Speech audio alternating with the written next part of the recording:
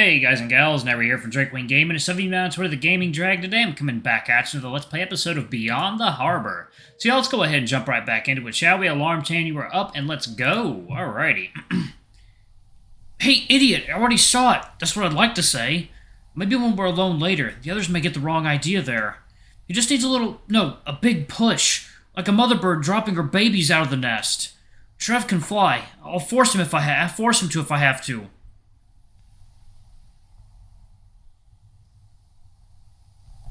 I think I'll get peach. No, I want orange. Or actually, can I get both flavors? Of course. That sounds kind of terrible, though. Are you sure? I'm always willing to try something new. Sure thing, miss. A small peach orange. Are you all ordering together or separately? V shakes her head. Separate. She turns back to me. I'll pay for his. Sure thing, miss. And what do you want then, Mr. Rat? What about me, though? What are you thinking about right now, Oliver? Oh, man, again? Jesus.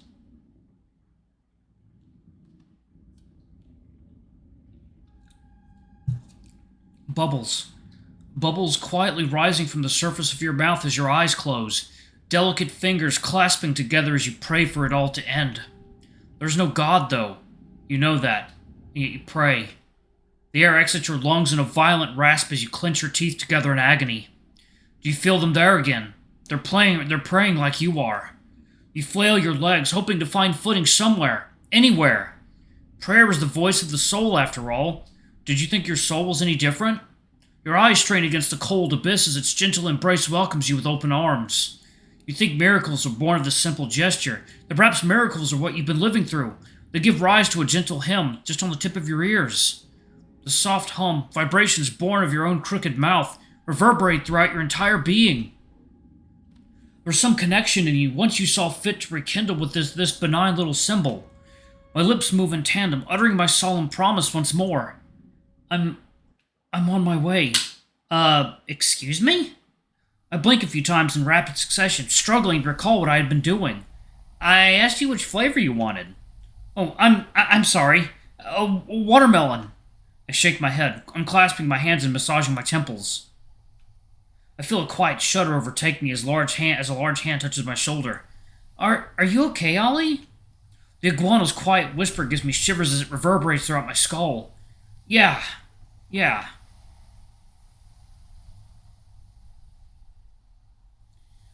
dock wasn't a far walk from the stand.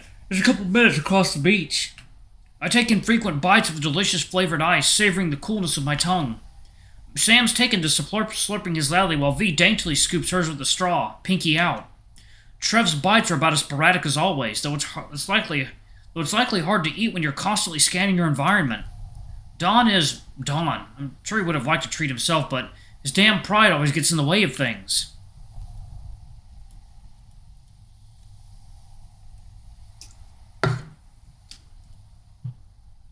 Why'd you come along in the first place, Dawn? You could have left and had nothing to do with us for the rest of the night. There it is. The old dock was still pretty well maintained, despite the fact that this old thing had probably been here longer than V's family. Before I can look at it for long, though, there's a violent throb in my head. The aggressive flood of light is a bit too much for me at the moment, and I shield my eyes from its burning glare. A gentle hand caresses my cheek, doing its best to ward the migraine away. My own hand repeats its motions in tandem, and I groan softly. Ollie, why don't you... Her voice cuts suddenly, and I can hear a quiet sigh follow shortly after. Well, it's not my place to say. I shake my head slowly, careful not to rattle my brain around. Don't worry about me, I'm fine, okay?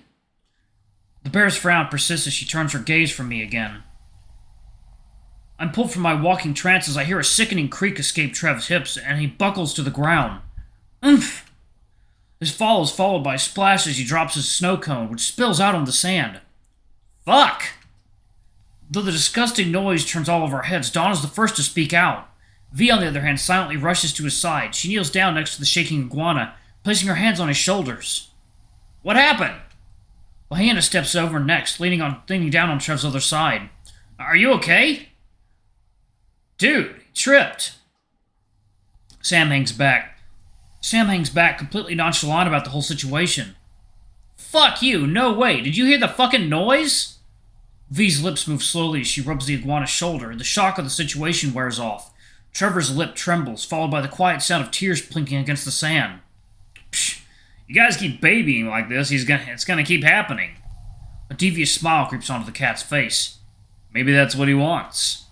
Don's ears twitch violently as those words hit the open sea air, but he manages to stay focused on Trev. Despite everything happening and the people supporting him, when Trev finally lifts his head and he looks at me. His tear-filled eyes reflect the sunlight, shining a spotlight on me. He's begging me, pleading with me. Ollie.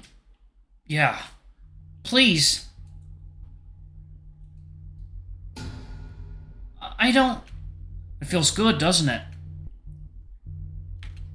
I know you wanted this as bad as me. What have I done? You know exactly what you did. Ollie, what did you... Trevor! Please, if you're okay, say something! Second now. I'm fine. He turns those searchlights away from me, hanging his head again. Do you need help? Can you walk? The iguana nods his head. I'm okay. Please, just let me stand, please. The next few moments passed me in a blinding haze of nondescript events. My fuzzy brain could barely comprehend the words passing lips, the flurry of feet pattering in the sand, and finally on the old wood of the dock. That's a good picture. There's a quiet creak of tired bones as Trevor seats himself quietly against the beam, clutching his legs. I walk past Dawn, who won't even give me the simple grace of eye contact. I don't care anymore. I lean against the iguana's claimed pillar and look down upon him. His big green eyes slowly ascend to meet mine, and mine respond in turn. My gaze is one of love, of course. I only want what's best for him, after all. The slurry of words crossing into existence begin to fade over time, as even Sam's distinct voice becomes less pronounced. And then, everything was quiet. The sun was our ordinator, yet to sit on the horizon of our lives. Perhaps I'd hear a quiet sigh out of V, or a nonchalant chuckle out of the cat, but more than anything we were cursed with the overwhelming gravity of silence. I think I could shout out into those waves, scream until my jaw came loose and threaten to fall right off, but I wouldn't. Not here. So, Oliver, what did you see in those eyes? Did you see him as a person, or was he something else to you? Your own Trevor to manipulate, fit to do whatever you pleased with. I shake the thoughts away, turning my gaze out to that hateful sun. I think I have the memory engraved now. I probably won't forget this anytime soon if I'm lucky. I wonder...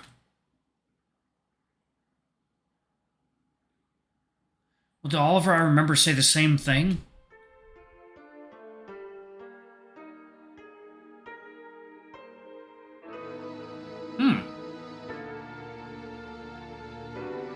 Until the next episode of Beyond the Harbor! Damn. Alright, so that's the end of that particular part, I suppose? Yes, okay. Maybe? Trevor this time? You've seen 33% of this memory. Guess you aren't done here yet. I'll still be here whenever you're ready to return. Oh, that's because I...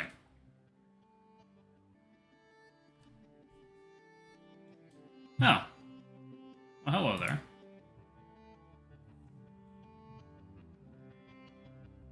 You've seen 33% of this memory.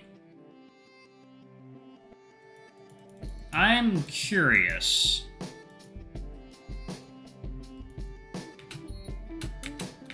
Oh, the Minotaur Hotel team helped with this. Oh, sweet. See you on the other side. Sweet. Okay. So, we still have more to get through, so I'm gonna keep playing.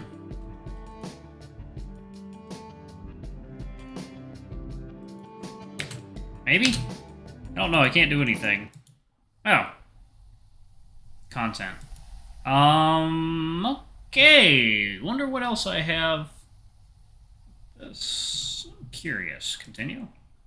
Oh. Again. Okay. Yeah. Alright, let's, welcome back, Oliver.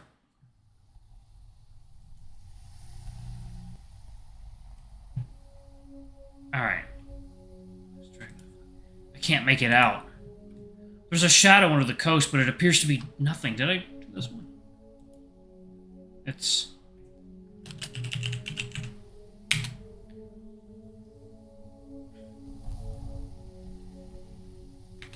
Maybe it was a trick of the light. The ocean spews a few bubbles in the direction I was looking. What was I looking for again? Let's see, skip again to the next part. Yeah, so... It's a good question. Something I think about pretty often, actually. Yeah. I've given a lot of thought lately, and I can't help but feel like this place is toxic for me. Trev tilts his head and scratches the side of his snout. You had a change of heart? Last time we talked about this, you were firm about staying here as long as you needed to. I nod, folding my arms. Call it a gut feeling, but I feel like a lot is going to change this weekend. The iguana looks me up and down before briefly looking away. Well, I'd miss you if you left. Yeah, you know I wouldn't just dump you like garbage, Trev. I chuckle, but I feel like it comes out a lot sadder than I'd intended. His eyes widen for a split second before he blinks and they return to normal. I know, every time it comes up, I just worry is all. Ain't that a case of deja vu? We laugh together as the air in the house finally starts to feel a bit easier to breathe. You get used to it eventually. Trevor and I sit in his room and chat for about an hour. Well, we don't exclusively talk. The iguana pulls up the bug game to show me his progress. I can barely follow, and before long I'm laying back on his bed and browsing the internet on my phone. Trev was happy. I shouldn't be interested at all. He was beaming practically the whole time he explained this or that. A little nod when he finished talking was more than enough to keep him satisfied. There you go. Let's skip to the next part. Leave him be. Should I leave him be? Yeah, I guess so. You're gonna be home all weekend though, right? The iguana nods. Yeah, like I said, I'd rather not go out with my dad. I thought so, if that's the case. I bounce off the bed and shove my hands in my hoodie's pocket. Well, if any plans fall through, you want to go do something? Trevor tilts his head to the side inquisitively. Something like? I smile warmly at my friend. I don't know, we could go get slushies before the stand closes. Wait, the stand is closing already? What day is it today? On Thursday the 14th. The stand closes 2 weeks after Labor Day, remember? Trev furrows his brow plates and scratches his head. Ah, darn it, okay. I'm probably gonna go there at some point tomorrow if you're with your friends. I really don't want to miss out. I shrug my shoulders gently. It's okay if you break tradition this year. No one is really at fault. Stuff out of your hands and all that. He sighs and gives me a quiet little nod. Sorry everything's gone bad lately. Wish I could have done something to help. I shake my head and pull the hand out of my hoodie to wave goodbye. It's fine. I'll talk to you soon, yeah? Yup. Good luck with your friends tomorrow. Trevor waves as I step out of his room and close the door.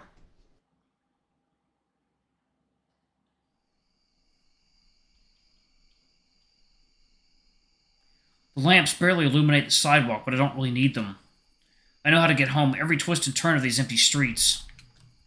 Actually, I'm going to pause it right there, y'all. Finish up the rest of our choices in the next run. Anyway, thank you all so much for watching. Don't forget to like, comment, subscribe, ring that notification bell, and check out our Patreon if you can. It always helps. Anyway, I'm going to go ahead and let y'all go. Have a nice night, y'all. I love you all, and I'll see you all in the next video. Bye-bye!